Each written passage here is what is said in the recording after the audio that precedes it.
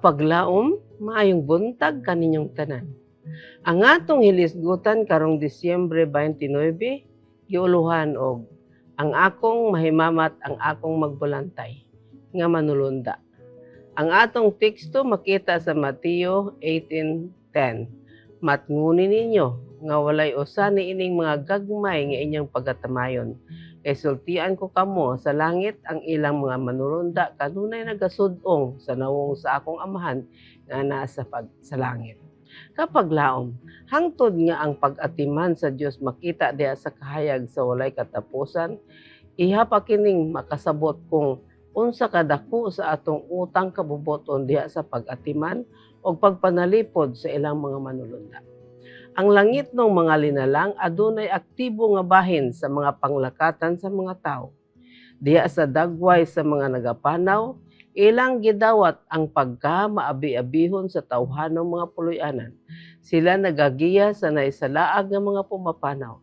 Ilang gibabagan ang mga tumong sa daotan o gipadaplin ang paghampak sa mga maglalaglag.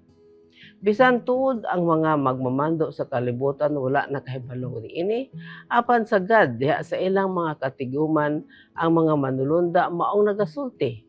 Ang tawhanong mga mata nagatanaw kanila. Ang tawhanong mga dalungan naminaw sa ilang mga hangyo. Diha sa lawak, tigumanan o sa korte sa paghukom, ang langit ng mga mensahero naghangyo alang sa gilutos o gidawdaw. Ilang gipukan ang mga katuyuan o gipahunong ang mga daotan nga maunta ang magdala og sayop o pag-anto sa mga anak sa Dios. Ang matag natubos makasabot sa ministeryo sa mga manulunda diha sa iyang kaugalingong kinabuhi. Ang manulunda nga maong iyang magbalantay gikan sa pirakasayo nga gutlo, ang manulunda nga nagbantay sa iyang mga lakang ug nagtabon siyang ulo panahon sa adlaw sa peligro, ang manulunda nga nakig-uban kaniya diha sa walog sa anino sa kamatayon, kinsa nagtimaan siyang dapit pahulayan, kinsa mao'y pinakauna nga may maabi-abi kanato sa buntag sa pagkabanhaw, unsa kaha ang may tabo sa dihang makigsulti uban kaniya.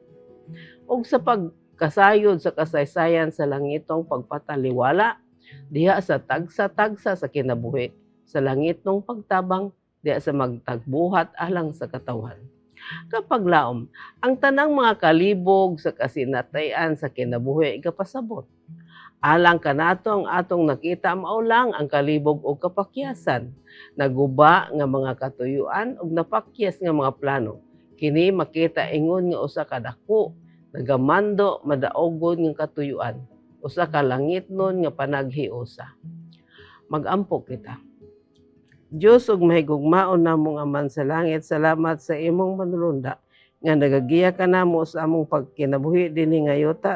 Ug tabangay kami nga sa ulahing mga panahon sa adlang kapuntagon, amo silang mahimamat ug magakaton kanila may tungod sa kasaysayan sa langit ng pagtabang sa among kinabuhi. Sa ngalan ni Hesus. Amen.